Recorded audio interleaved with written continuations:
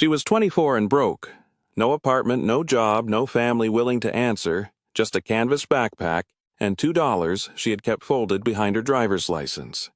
And with that $2, she bought a forgotten brass plumb bob maker's shop outside New Britain, Hartford County, Connecticut, a place omitted from county maps after 1978. The north sill had rotted through beneath the wall. Half the chimney crown had fallen into the flue. Hartford County condemned the building on November 14, 2022, and scheduled demolition for the following spring. But inside the half-ton turret lathe, behind a nearly invisible threaded cap sealed beneath decades of brass dust, waited a hollow chamber no one had opened in more than 30 years. Before we continue, if stories like this mean something to you, hit subscribe. And tell us in the comments where you're watching from. We love seeing how far these stories travel. Della Mercer had been measuring her whole life without knowing it. As a child in Meriden, she learned a room's width by counting heel-to-toe steps and supper's cost by watching which coins her mother returned to the jar. Their apartments changed often, but Della remembered cracked linoleum, rubbed pine rails, and the chipped sink where she did homework while rain tapped the fire escape. Her mother, Elaine, worked evenings at a laundry and woke when the refrigerator motor changed pitch. She taught thrift more easily than tenderness bills under a saucer shoes, resold twice silence used as a household tool. The person who taught Della patience was Elaine's father, Silas Mercer, a retired toolroom machinist above a garage on Arch Street. Every second Saturday, he set a dented thermos beside his bench and let her choose one ruined object from a crate, a seized hinge, stripped brass nut, or green clock arbor. He never repaired it for her. He taught her to soak frozen threads in kerosene, hold a file flat enough to hear an even cut and stop turning when resistance changed.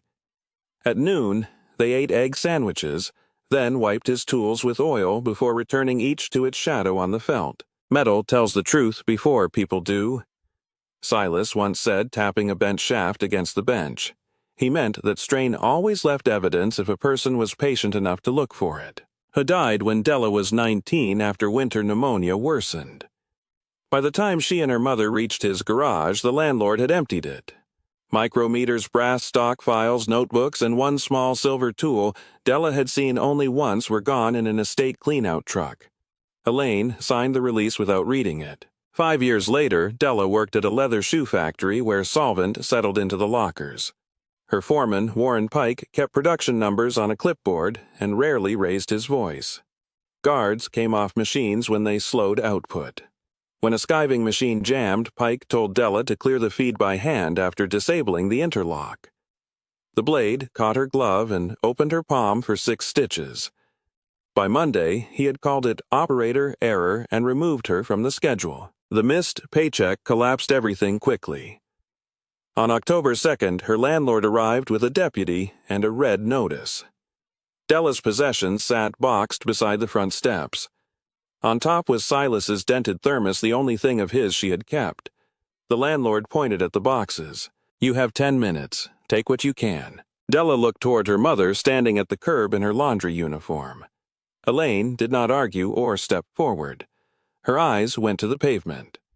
Della packed the thermos beside 2 shirts, socks, a toothbrush, and gauze.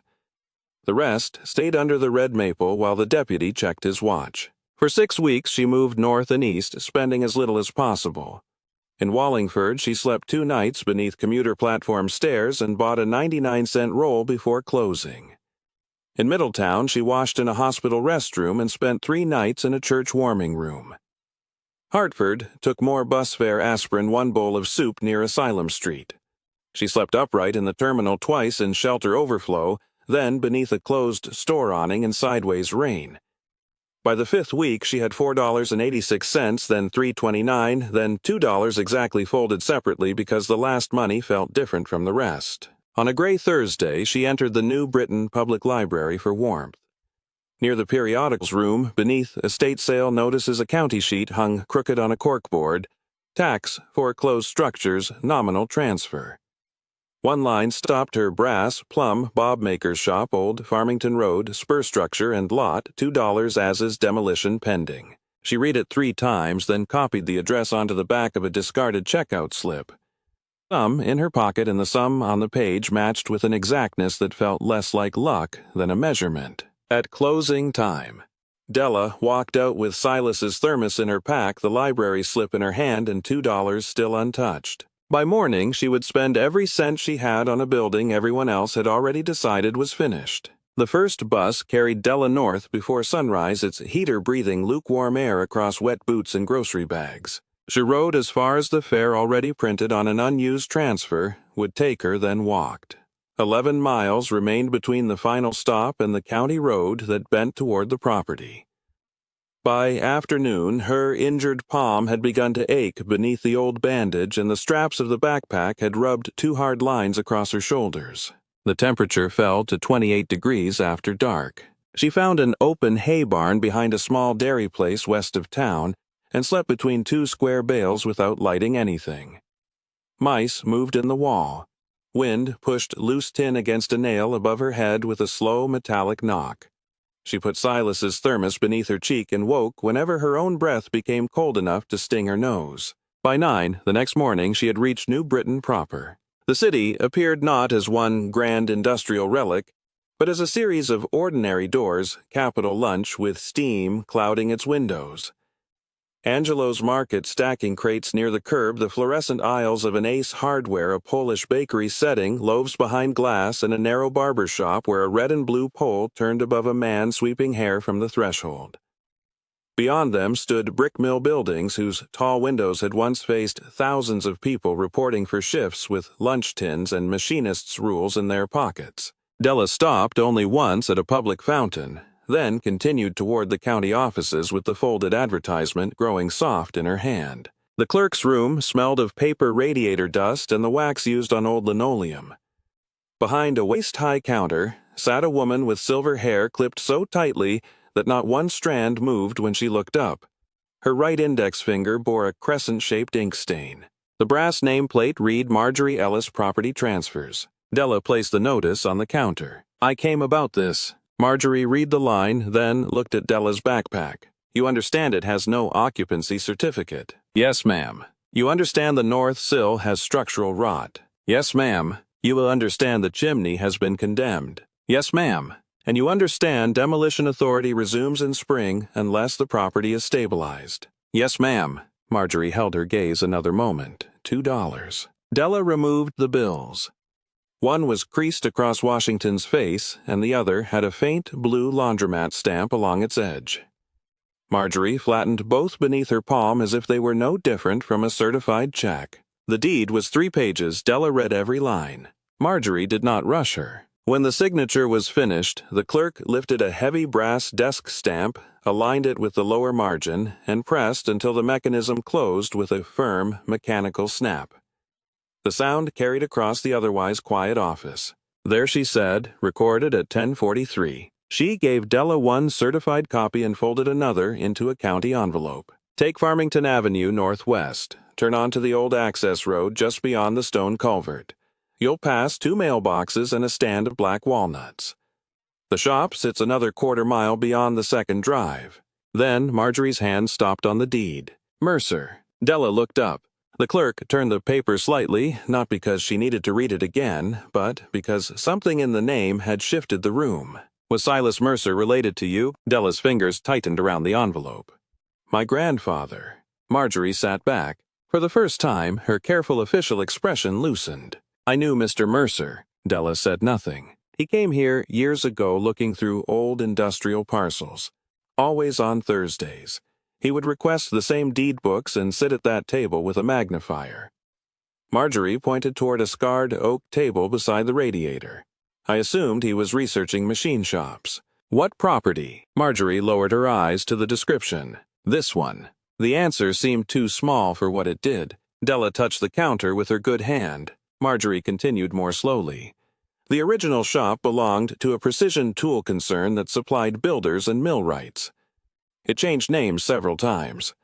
Silas asked about the last private owner about liens heirs' access rights.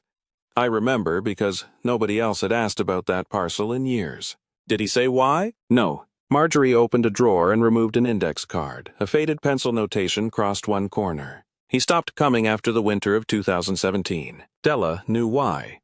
Silas had entered the hospital that December and never returned home. The clerk slid the card back. "I cannot tell you what he was looking for," she said. "Only that your grandfather knew the place existed." Outside the morning had brightened without becoming warm. Della followed Farmington Avenue until traffic thinned, then took the narrower access road beside the stone culvert.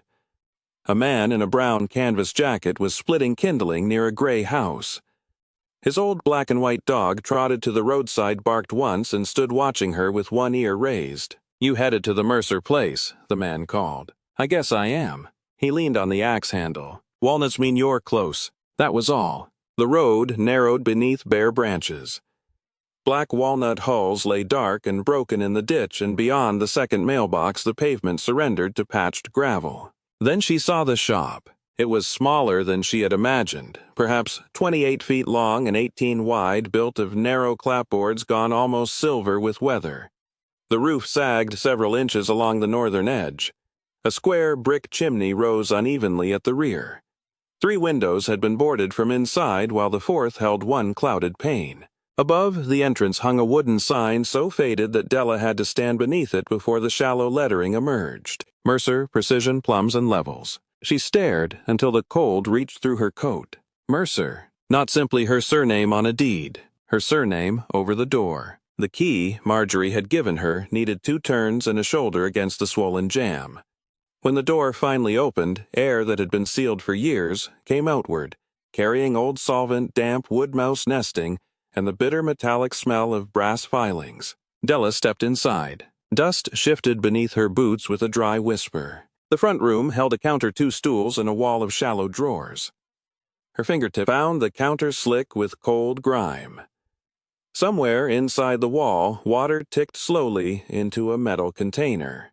She tasted plaster dust when she breathed through her mouth. The back room was different. Even beneath neglect, it was unmistakably a place built for exact work. A workbench ran beneath the window. Brass cylinders lay blackened in divided trays. Broken threaded knobs had rolled beneath shelving. A polishing wheel stood near a rusted motor, its cloth face stiff with old compound. Against the far wall sat the turret lathe, low and massive, nearly half a ton of cast iron planted on a concrete pad. Della walked around it once. The chuck would not move. The cross-slide was frozen. A cutting tool remained clamped in one station of the turret, chipped at its edge and filmed with green-gray corrosion. She put her hand on the machine. The iron held the cold more deeply than the room around it. Near the tailstock, she found a dent in the paint exactly the size of a thumb. Silas had once taught her to identify an old machinist's station by such marks, polished corners where hands reached everyday scratches where a wrench had slipped oil stains beneath a favorite can. She did not know whether he had ever stood here, but he had searched for this place. That night, Della swept one rectangle of floor beside the front room counter. She rolled her coat beneath her head, kept her shoes on, and placed the deed inside Silas's thermos so mice could not reach it. The building settled around her. Wind moved under the damaged sill. A loose sash clicked twice whenever a gust crossed the walnuts. Somewhere in the back room, one piece of hanging metal touched another with a faint, measured tap. She lay awake, listening until she could distinguish the shop's sounds from the weather. Near midnight, she rose, walked to the doorway of the workroom, and looked at the dark silhouette of the lathe. Everything she owned was now inside this building. So was something her grandfather had once come searching for. When everything else shifts, a Plumb bob's quiet weight still finds the true line. Before sunrise, Della found the well. It stood 30 yards behind the shop beneath a bent iron pump whose handle resisted the first 7 strokes. On the 8th, brown water coughed from the spout, followed by a clear, cold stream that smelled faintly of stone. She filled an enamel basin from the workroom, waited for grit to settle, and used the first clean water to wash her injured hand. The outhouse leaned toward the walnut trees, but remained usable after she swept out leaves and wedged the door hinge with a brass shim. For 3 days she learned the property by repetition. The 3rd floorboard inside the front door complained with one long creak. The plank beside the stove answered with 2 short ones. A quiet strip ran between them, and at night she could cross the room without waking herself fully. She learned which window admitted rain, which drawer still closed square, and where to set the basin beneath the ceiling drip when the weather turned. Food was harder. On the fourth morning, she walked back toward town and entered Harlan Hardware, the store she had passed on arrival. A brass bell over the door had been repaired with copper wire.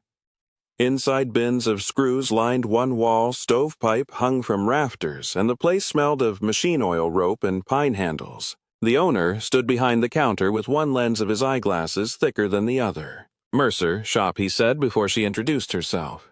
Della nodded. Earl Harlan. He came around the counter and looked at the healing cut across her palm. You planning to fix that place? I'm planning to keep it from falling down. That is usually how fixing starts. She laid 6 items beside the register: a chimney brush for $11.75, 30 feet of fiberglass rod for $8.40, a quart of penetrating oil for $5.60, a wire brush for $2.15, a box of work gloves for $4.25, and a small adjustable wrench marked $6.90. Then she told him she had no money. Earl looked at the items, then at her. How soon can you pay? I don't know. That answer costs more than lying. She waited. He pulled a green account ledger from beneath the counter. Name: Della Mercer. His pencil paused, but only briefly. You pay when you can.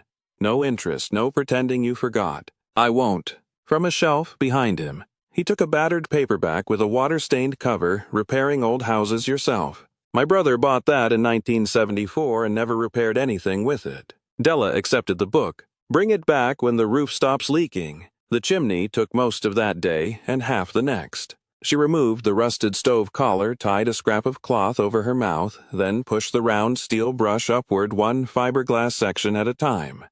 The first pass stopped 8 feet above the firebox. She withdrew it, rotated the rod, and tried again. Black creosote fell like coarse sand. The third attempt loosened a hard shelf of soot, and nearly 2 pounds dropped into the stove with a dull rush. She worked from below until the brush reached the damaged crown, then climbed onto the rear lean-to with a rope around her waist and cleaned downward from the top. It took 5 hours the first day and nearly 3 more the next morning. When she finished, she held a mirror inside the firebox and saw daylight reflected through the flue. That evening, she built the first fire small, 1 handful of dry twigs, then split pine, then 2 pieces of walnut no thicker than her wrist. Smoke hesitated, curled once at the opening, then lifted cleanly. Della sat on the floor and watched the draft for 15 minutes before adding another piece. Her first hot meal in the shop was half a can of beans warmed in a dented saucepan she found beneath the counter. She ate them with a screwdriver because there was no spoon. The heat changed the room slowly. Old solvent odor lifted from the floor. Dampness came out of the wall in a mineral smell. Brass chips near the stove caught firelight and became gold for a few seconds whenever the flame moved. Only after warmth returned did Della begin taking inventory of the workroom. She found 6 finished plumb bobs in a drawer, each shaped like a narrow tear, and drilled at the crown for a threaded cap. 2 were brass 3 steel, and 1 had been turned from a reddish alloy she could not identify. A wooden tray held dozens of unfinished cylindrical blanks. Beside them lay a pitch gauge, a micrometer with 1 cracked ivory-colored scale, a hand scraper, a tin of hard black polishing compound, a 3-jaw chuck key, and a bundle of waxed hemp line tied with string. The turret lathe remained the room's center. Della spent a full afternoon freeing it. She brushed loose oxide from the ways, flooded the cross-slide screw with penetrating oil, waited 40 minutes, then worked the hand wheel through movements smaller than a clock minute. The mechanism complained, but shifted. Silas had taught her never to use strength before understanding resistance. She moved the turret next, 1 station, then another. On the 3rd rotation, something sounded wrong. Not broken, hollow. Della stopped. She tapped the cast-iron tool post with the wooden handle of the wire brush. The front face answered with a dense metallic knock. The left side did the same, but beneath the rear shoulder came a softer note. She tapped again. Hollow. She crouched until her face was level with the base. The tool post appeared to be 1 solid casting black beneath old oil held by a central stud nearly 2 inches across. She ran the brush along its lower edge and exposed a circular seam no wider than a hair. A cap. There was no slot for a screwdriver. No hex head. only a rough disc made to look like part of the casting. She cleaned it with a kerosene from an old bottle beneath the bench, then pressed her thumb against the edge. Nothing moved. Della sat back. A weight test came next. She found an old spring scale marked to 50 pounds, hooked it beneath the removable tool post assembly, and lifted just enough to take its weight. According to a faded catalog sheet folded inside a drawer, the assembly should have weighed approximately 37 pounds. The scale read 46, 9 pounds too heavy. Her heartbeat did not change much. Her hands did. She wiped both palms on her trousers before touching the machine again. Around the hidden disc, she found traces of fine brown fiber packed into the seam. Not rust. Wood. With a dental pick from the bench, she worked around the edge until a thin cedar washer emerged in peace, and its smell survived beneath the oil, dry and unmistakable. Someone had sealed the cap deliberately. Della heated the surrounding iron with a shop lamp placed 12 inches away, not enough to distort anything, only enough to loosen old residue. Then she wrapped the disc with a strip of leather and used the adjustable wrench carefully. At first it did not turn. She stopped, added penetrating oil, waited, tried again. The cap moved perhaps 1/16 of an inch. She reset the wrench, another fraction, then another. The hidden threads were exceptionally fine. When the cap finally came free, Della caught it in both hands. The back had been machined flat and stamped with a tiny Plumb bob symbol. Inside the tool post was darkness. She brought the lamp closer. A cylindrical cavity had been bored deep into the cast core. The first object was wrapped in waxed cloth. She reached in with 2 fingers and drew it out without tearing the fabric. Inside lay 3 precision gravers with polished wooden handles, a set of tiny threading dies in a velvet roll, and a hardened steel center punch whose tip remained almost unnaturally sharp.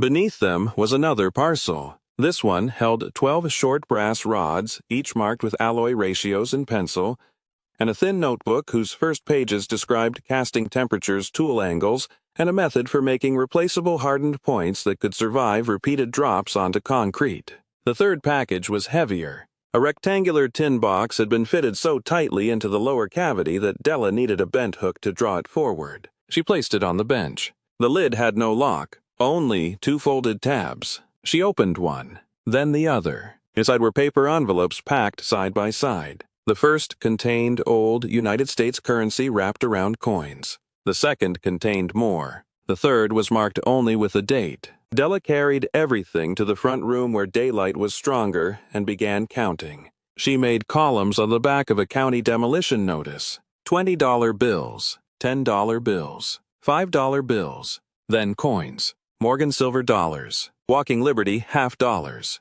Mercury dimes, Indian head cents darkened almost black at their edges. Several envelopes contained later currency, suggesting that whoever had built the cache continued adding to it over years rather than hiding everything at once. Della counted once, then again, then a third time because she did not trust a number that large beside her own handwriting. $48,400. Exactly. She sat without touching it. The building made its usual sounds around her. The ticking drip, the stove settling, wind against the boarded window. Nothing in the room appeared different, yet the $2 with which she had entered this place now seemed to belong to another life. At the bottom of the tin lay a small black case. Della opened it. Inside rested a silver military medal suspended from a faded ribbon dated 1945. Its edges rubbed smooth where someone's thumb had passed over it repeatedly. Beside the case lay the smallest object in the cache. A Plumb bob cast from solid silver no longer than the first joint of her thumb. Its point was perfect. A narrow threaded crown held a loop for line, and along one side someone had engraved a single M. Underneath it rested a sealed envelope. The handwriting stopped her, not because she knew it, because the shape of the letters looked like the script Silas used when he labeled drawers.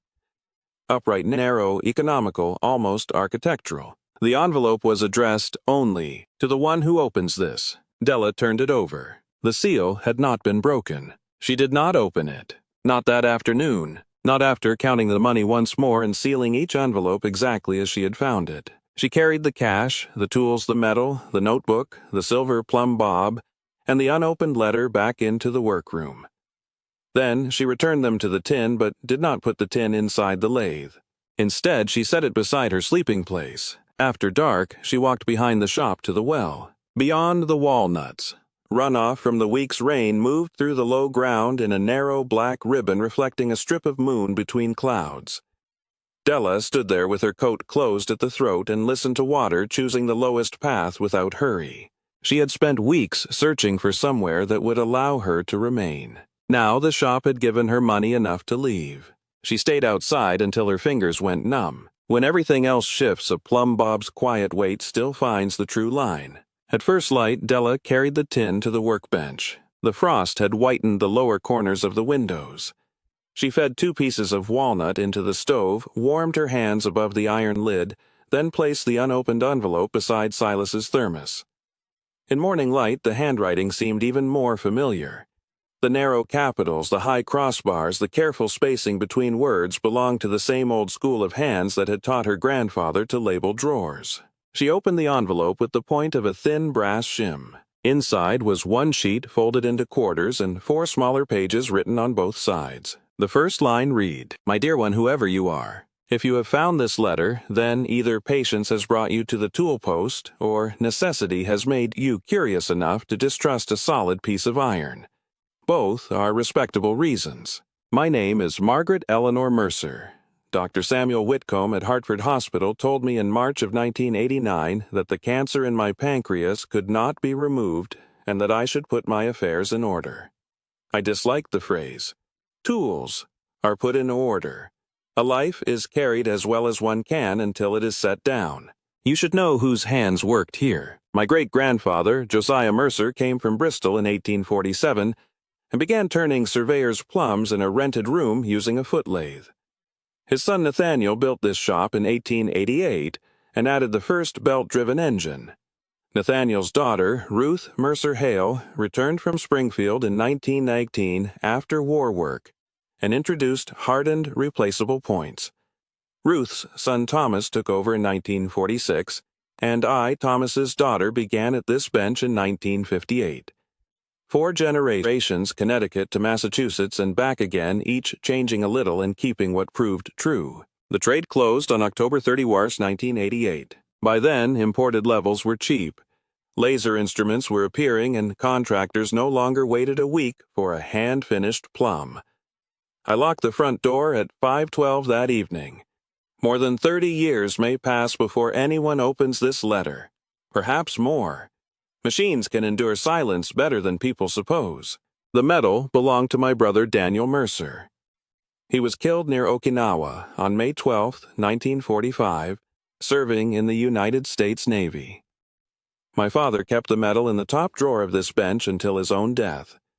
I could not bear to sell it, and I could not decide who had the right to keep it, so I placed it where work, rather than argument, might choose the next keeper. The money was not made in one fortunate year. It came from wages saved in envelopes, jobs paid in cash scrap. Brass sold by weight and orders placed by builders who trusted our points to hang true. Use it carefully. It is not a prize. If you mean to turn brass again, remember these things. For ordinary yellow brass, do not overheat the melt. We worked near 1700 degrees Fahrenheit and poured once the surface ran clean beneath the skim. Keep zinc loss low and do not linger. For a hardened steel point, heat the finish tip to approximately 1500 degrees. Quench it in oil, then temper near 425 degrees for 1 hour. A point that is too hard will chip. A point that is too soft will lie to the mason. For the old body alloy, 7 parts copper to 3 parts zinc will machine cleanly, if your tool is sharp and your feed steady. When cutting the micro thread at the crown, take shallow passes. Test the nut after every second pass. A thread removed cannot be put back, and polish only after the line has been proven. Shine is the last thing. Accuracy comes first. There is another reason this place matters. A plumb does not argue with the wall. It does not flatter the carpenter. It hangs from a line and lets gravity decide what is true. I came to believe inheritance ought to work the same way. Not blood alone, not ownership alone. The person who cleans the rust sharpens, the cutter reads the old measurements and keeps the work honest has inherited more than the one who merely receives a name. If you found this because you are desperate, eat first. If you found it because you are curious, learn before you sell. If you found it because someone told you this place was worthless, do not waste your strength proving them wrong. Make one useful thing instead. Behind the shop beyond the well there is a flat granite marker beneath the eastern walnut. My father set it there after Daniel died. Leave it where it is. Some things should remain exactly where grief put them. I do not know your face. I do not know whether you are family. That no longer matters to me. If you are willing to care for what has been kept, then you belong to the work. The house is not empty. It has been waiting. You are welcome here. Margaret Eleanor Mercer, November 6, 1882. Della finished the last line and did not move. The stove gave one low pop behind her. She read the letter again from the beginning. The second time she moved more slowly through the names.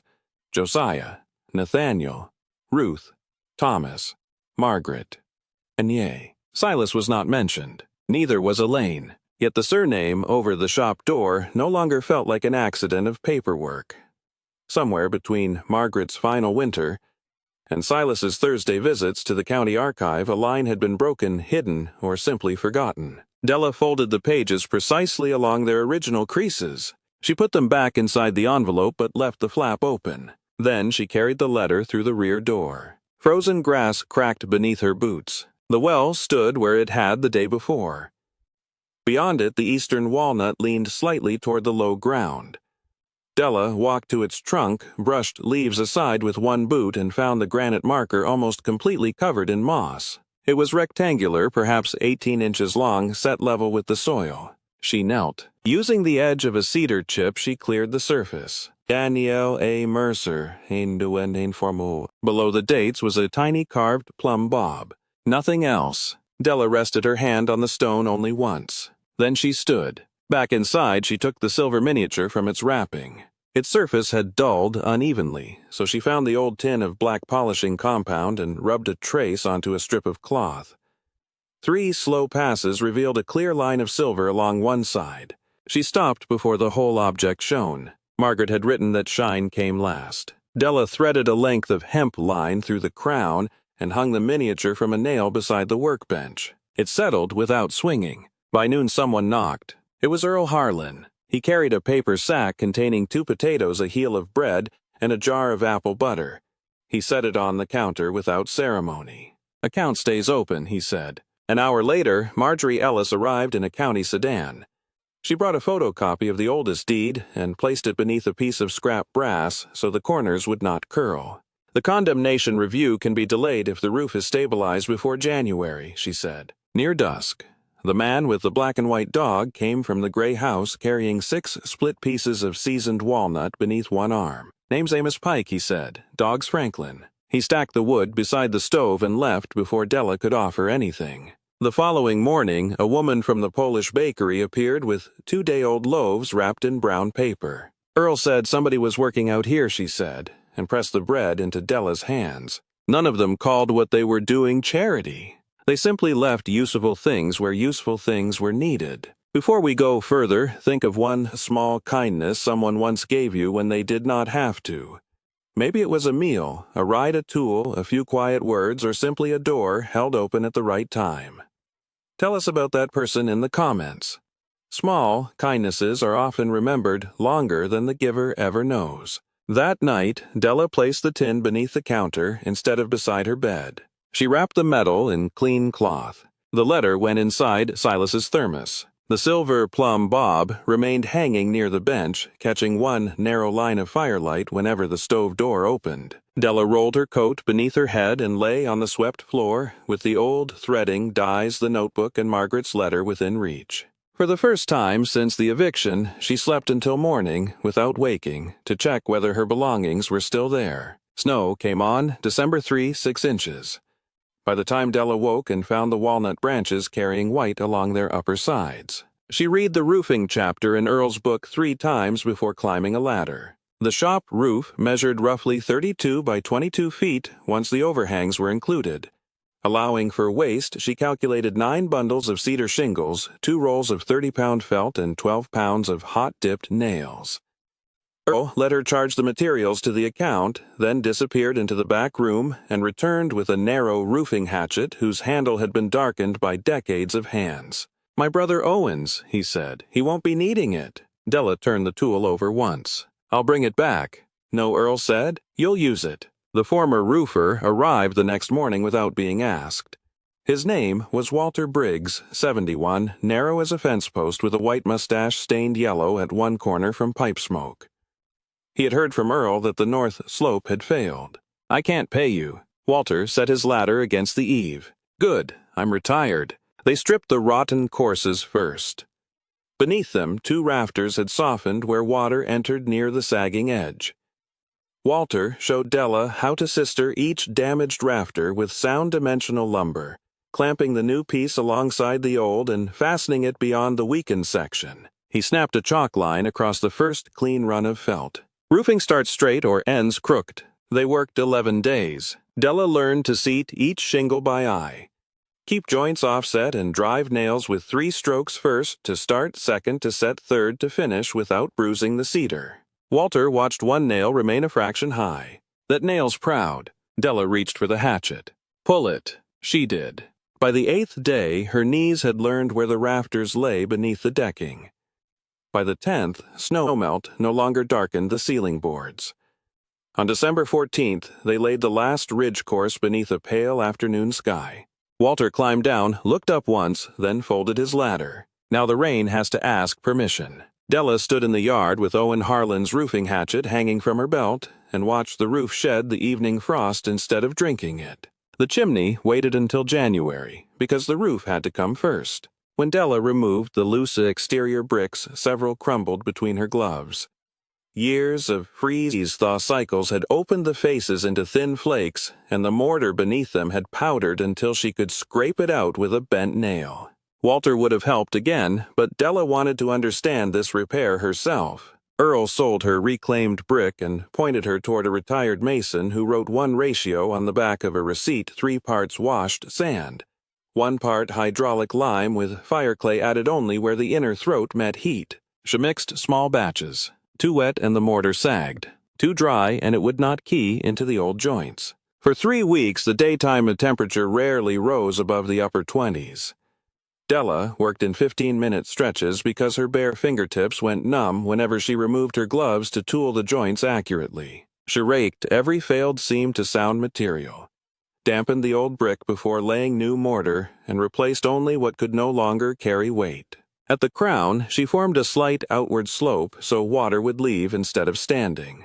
The first test fire came January 27. Della rolled a newspaper torch, held it beneath the flue to establish draft, then lit a handful of pine.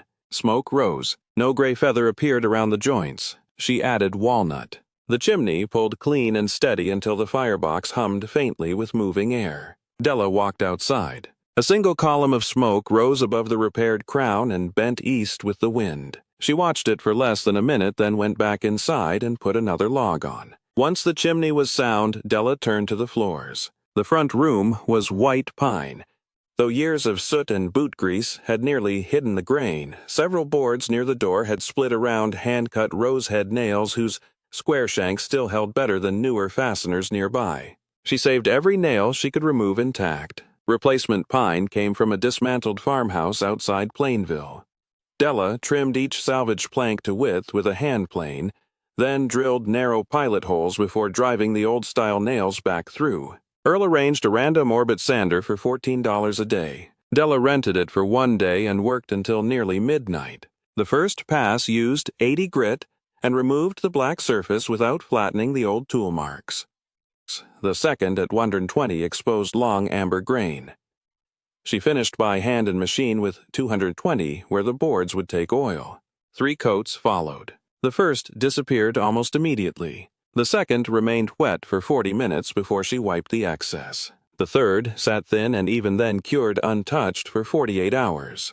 The color moved from dark honey toward mahogany, especially where a century of feet had compressed the softer grain. Not every day went forward. One morning Della woke with her shoulders aching and could not make herself lift the sander. She walked behind the well instead. A great blue heron stood in the low water motionless except for the wind moving the feathers at its neck. Della sat on the granite edge of an old drainage ditch and watched it for nearly an hour. The bird took 3 steps, waited, took 2 more. At noon, Della returned to the shop and did no work at all. She heated soup, cleaned 1 brush, and sat beside the stove. The floor waited. The next morning, she began again. There were 8 windows in all. 3 had no glass left, 4 had cracked panes held together by dirt and old putty.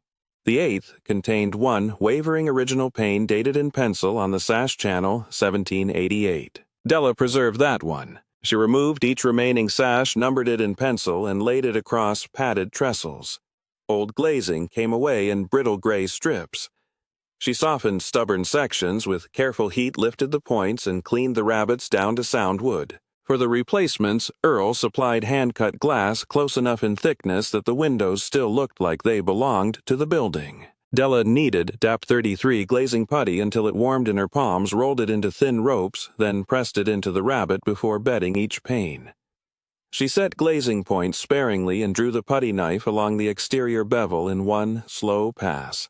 The sash cords were worse. Most had rotted inside the pockets. She replaced them with 1/4-inch cotton sash cord, feeding the line over the pulley and tying a compact figure-8 knot before lowering each cast-iron counterweight into the wall.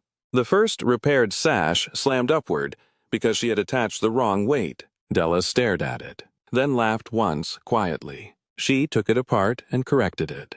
By the final window, her hands knew the sequence without the book cord knot weight pocket cover sash stop.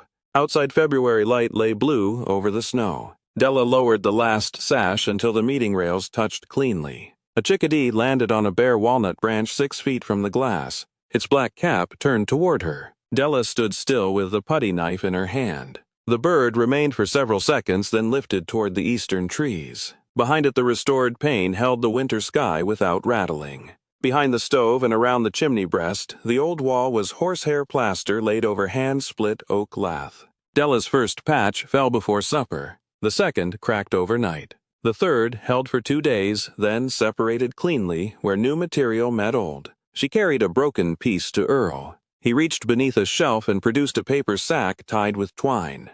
Inside was long, dark horsehair left from repairs his father had made decades earlier. "You keep making modern plaster fight an old wall," he said. Della returned to the shop and started again. She mixed lime plaster with the hair worked through it by hand, dampened the oak lath, and pressed a scored scratch coat firmly enough to form keys behind the strips. After that set, she added a 3/8-inch brown coat and left it untouched for 72 hours. The final coat went on only 1/8 inch thick. The repair was not invisible. Della did not try to make it so. Late on the last afternoon, she ran the flat of her hand across the cured wall. The 3 failed patches had taught her where the old plaster wanted support instead of concealment. "These patches will hold another 100 years. She cleaned the hock and trowel before dark. Doris Krowiak owned the cafe nearest the courthouse, a narrow place with 6 stools and a coffee urn that seemed never to cool. She wore red-framed glasses on a chain and had the habit of closing paper bags with 2 sharp folds. The first bag appeared on Della's doorstep one February morning. Inside were 2 egg sandwiches and a slice of poppy seed cake. Della carried the empty bag to town and tried to pay. Doris pushed the coins back across the counter. "In candles when the shop reopens." After that, paper bags appeared every few days. Doris never knocked. Sometimes there was soup in a jar, sometimes bread, once a wedge of cheese wrapped in wax paper. Each bag was folded twice. Caleb Munro arrived on a blue Schwinn with a splitting maul balanced across the handlebars. I was 16, all elbows and coat sleeves with a pale scar through one eyebrow.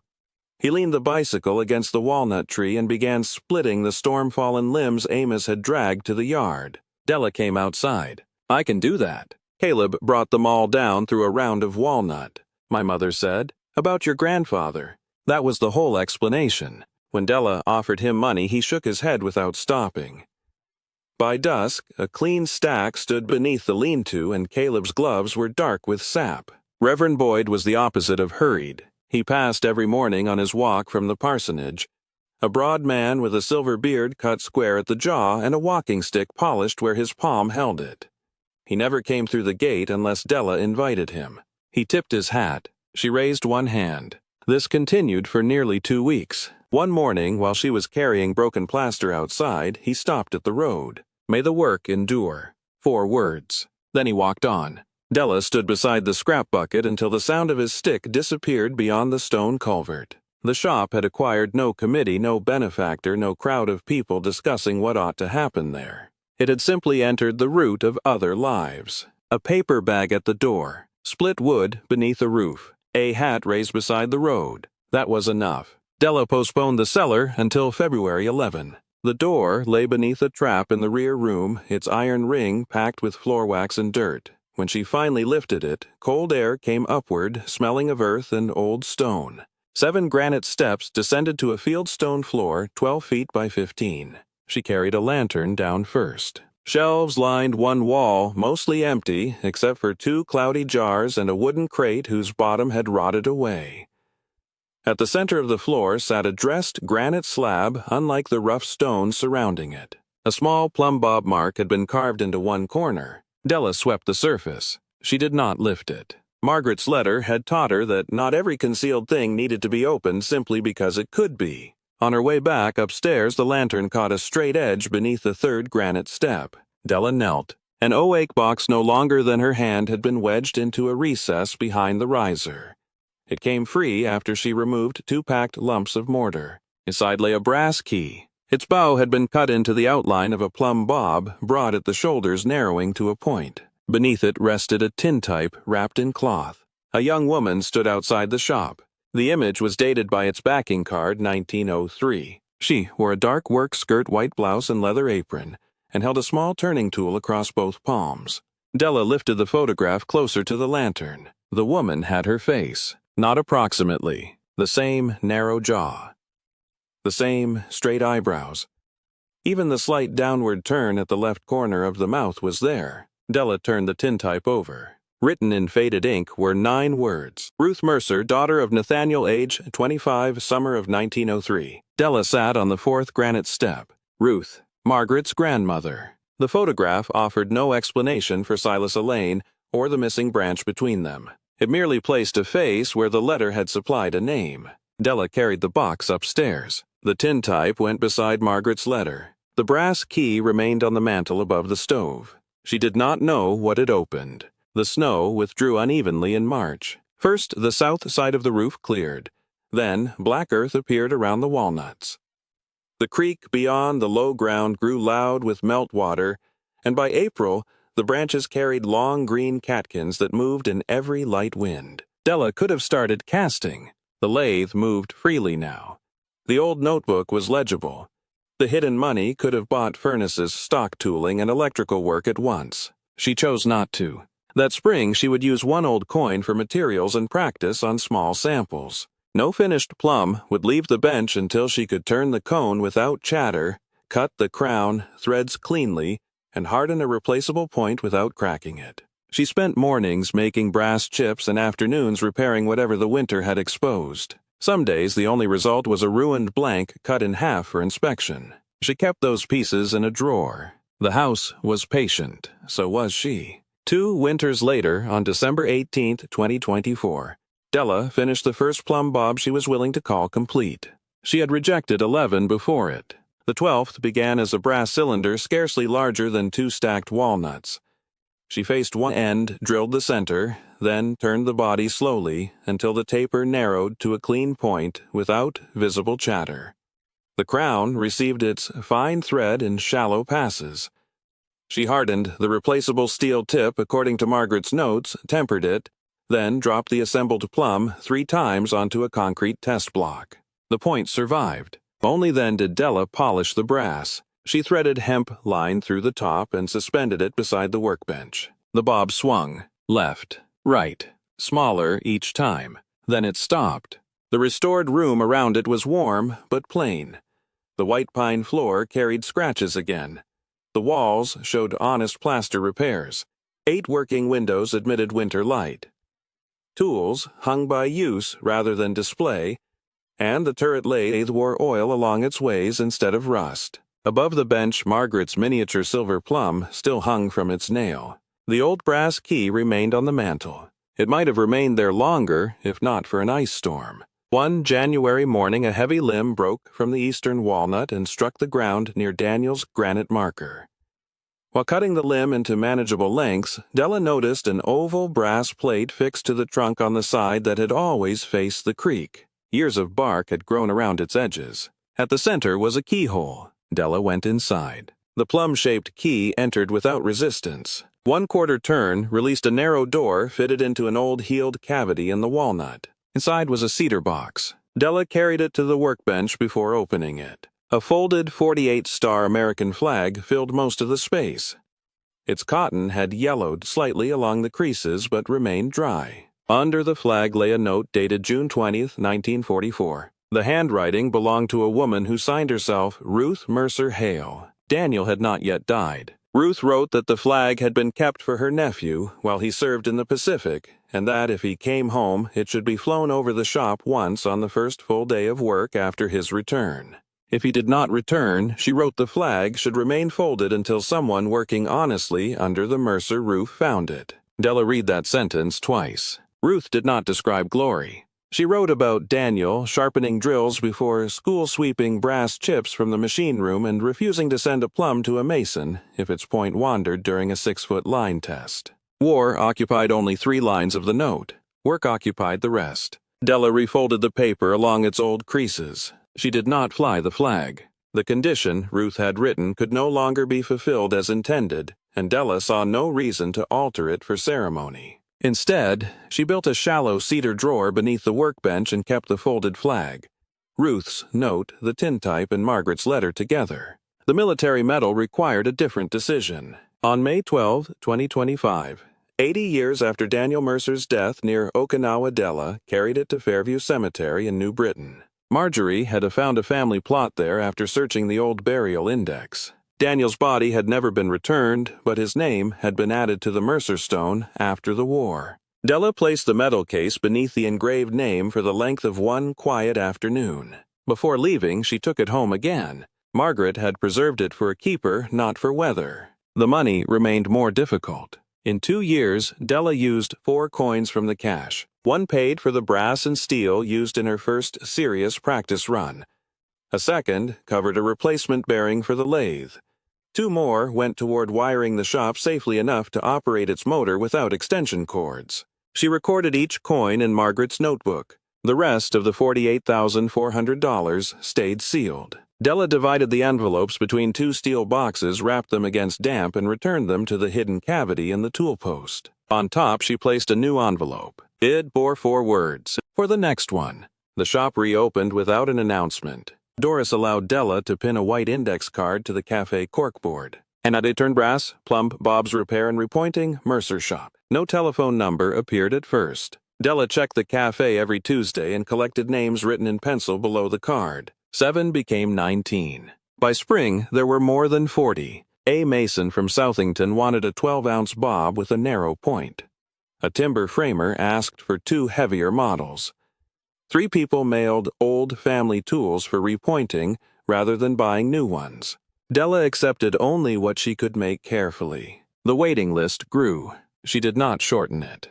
Caleb returned in June carrying something wrapped in an old bedsheet across the back of his pickup. He was taller now and had stopped arriving by bicycle. Della helped him lower the object onto 2 sawhorses. It was a sign. Caleb had copied the faded lettering above the shop door into fresh carved walnut. Mercer, precision plumbs, and levels. The letters were not machine routed. Small irregularities showed where the gouge had entered and left the wood. At the bottom, centered beneath the old name, he had added 2 words, and daughters. Della, read them. Caleb waited with both hands in his pockets. There were women in the photographs, he said. Della looked toward the tintype of Ruth inside the shop. Yes, and you're here. Yes. He shifted his weight. Seemed accurate. Della did not ask him to change it. They hung the sign that afternoon using forged hooks in the old holes so the weathered original could remain protected inside. When wind moved across the building, the walnut board gave one low wooden creak. By autumn, Della began a letter. She used Margaret's workbench and a sheet of plain cream paper. For several minutes, she did nothing but hold the pencil. Then she wrote, "My dear one, whoever you are." She stopped there the first day. Over the following months, the letter acquired paragraphs. Della wrote how to warm a frozen machine before asking it to move. She wrote the bearing number for the turret lathe and the dimensions of the cedar washer behind the hidden cap. She recorded which section of roof had been sistered and where the cellar stone remained untouched. She wrote that the first acceptable plumb had been the 12th attempt. She did not write about triumph. She wrote about mistakes worth avoiding. At the end, she listed 4 names: Earl, Harlan, Marjorie Ellis, Doris Krewick, Walter Briggs. Beside them, she wrote what each had given when payment had not been possible. The letter remained unfinished. There were things she had not learned yet. One December evening, she closed the shop after sharpening a cutter and carried the day's brass chips to the scrap barrel. Snow had begun falling through the walnuts. The silver miniature hung above the bench. The new plumb beside it was larger, heavier, and made by another hand, but both pointed toward the same floor. When everything else shifts, a plumb bob's quiet weight still finds the true line. Della shut off the work lamp. Outside and daughters moved slightly beneath the eave. The restored windows reflected the snow without revealing much of the room behind them. A faint smell of walnut smoke crossed the yard. Somewhere beyond, the well water continued beneath a skin of ice. The brass plumb bob maker's shop waits. It has always waited. At the county office, Marjorie Ellis had retired the previous summer. Before clearing her desk, she emptied most of its drawers. One thing remained. The first dollar Della had paid for the condemned property.